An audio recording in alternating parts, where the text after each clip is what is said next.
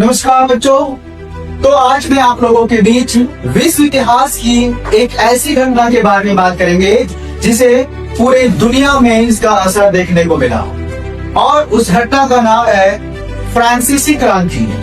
आखिर ये घटना हुई क्यों, इसके पीछे क्या कारण थे, तो आज के इस विषय को हम लोग जानने का प्रयास करेंगे कि आखिर फ्रांसीसी क्रांति को होने में कौन कौन से मुख्य कारण थे। तो आए और विस्तार से जानने का प्रयास करेंगे कि इसके मुख्य कारण क्या क्या थे।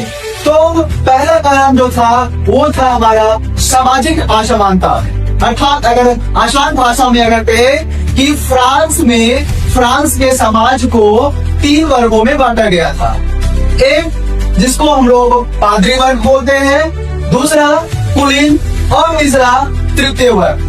अब हम लोग विस्तार से जानेंगे कि पादरी वर्ग में कौन होता है, कुलीन वर्ग में कौन होता है और तीसरे वर्ग में कौन होता है। तो पादरी में होता है वो जो चर्च में पूजा पाठ करवाने का काम करता है, उसे हम लोग पादरी वर्ग कहते हैं। कुलीन वर्ग उस वर्ग को कहते हैं जो जनता के बीच जा करके कर वसूलने का काम किया करते थे, उसे हम कुलीन वर्ग कहते हैं। अर्थात अगर इसे हम और भी आसान भाषा में जानने का प्रयास करेंगे तो इनके पास काफी ज्यादा धन होते थे, उसी को हम कहते हैं कुलीन वर्ग। और एक अंतिम वर्ग है जिसका नाम है तीसरे या तृतीय वर्ग कहते हैं। ये वर्ग सबसे ज्यादा परेशान था फ्रांस में। हुआ क्या कि फ्रांस में पहला जो शासक था वो लुई 15 था। लुई 15 अपने कार्यकाल में जनता की समस्याओं को छोड़ करके अन्य सभी समस्याओं पर वो ध्यान देता था।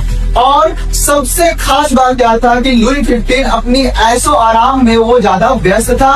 अपने देश में क्या हो रहा है इससे उसको कोई लेना देना नहीं था और उसका ज्यादातर ध्यान दूसरे देशों में क्या हो रहा है ये उसके लिए बहुत ज्यादा मैटर करता था। तो हुआ क्या कि अचानक से फ्रांस में पूरी आर्थिक स्थिति पूरी खत्म हो गई और जब इस तरह का माहौल हुआ तो लुई 15 ने क्या किया, अपने छोटे से कम उम्र के पुत्र लुई 16 को राजगद्दी पे बैठा दिया।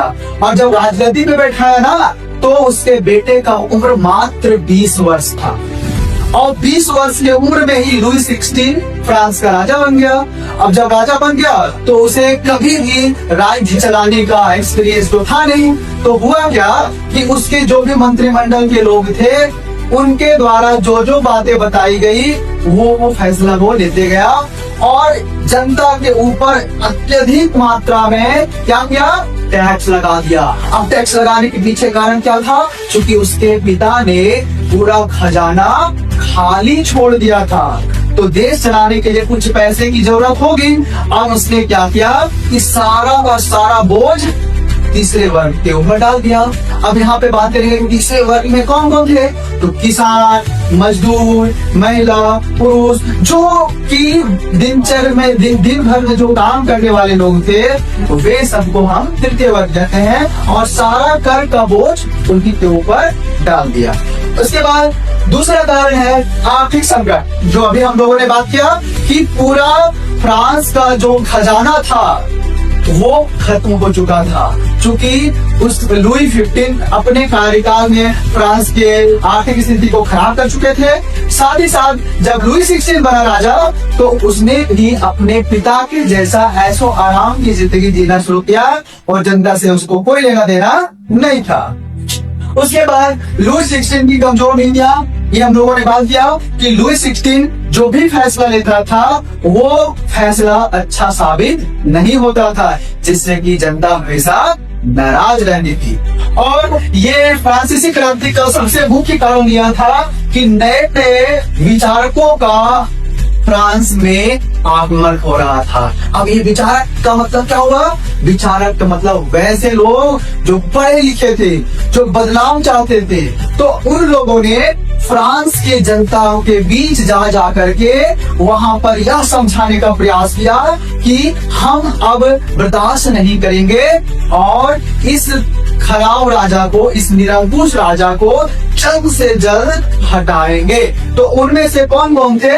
पहला नाम था रूसो, लॉक और वोल्टेयर। ये 3 लोगों ने क्या किया? अपने विचारों से जनता के बीच जा जा करके फ्रांस में जो समस्याएं थी, राजा का जो कार्य था, उसे जनता के बीच पहुंचाया। और एक बार ऐसा हुआ कि जनता अब आर पार के मोड़ में आ गई। एक बार हुआ क्या कि जनता जा रही थी कहीं पे, तो वहां पर एक बैस्टिल का किला था। और बैस्टिल का किला का मतलब यह हुआ कि जहां पर राजा की हर एक तरह की संपत्ति, उसका जो आर्थिक खजाना रखने का जगह और गोली बारूद रखने का जगह सब वहीं पर थी। मतलब एकदम से राजा का वो एक सेफ प्लेस था। तो जनता जा रही थी बीच में, तो उनको लगा कि ये हमारे लिए क्या है। तब जब जनता उस बैस्टिल के किले को देखती थी, जनता के बीच, जनता के मन में एक गुस्सा पैदा होता था। और उस दिन क्या हुआ कि सारी जनता उस बैस्टिल के किले पर अपना हमला बोल दिया और बैस्टिल के किले में जितना कुछ था सबको लूट के ले गया। और वो तारीख था जिस तारीख को हम कहते हैं 14 जुलाई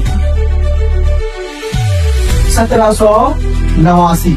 और इस दिन से ही हम लोग मानते हैं कि फ्रांस की क्रांति की शुरुआत हो रही है। लगातार 2 साल तक ये क्रांति चलती रहती है, जिसमें फ्रांस के तीसरे वर्ग के महिलाएं, बच्चे, पुरुष, जिससे जो हो सका सबने इस आंदोलन में भाग लिया। और अंततः फाइनली लुई 16 को हार का सामना करना पड़ा और उसे गिरफ्तार कर लिया गया।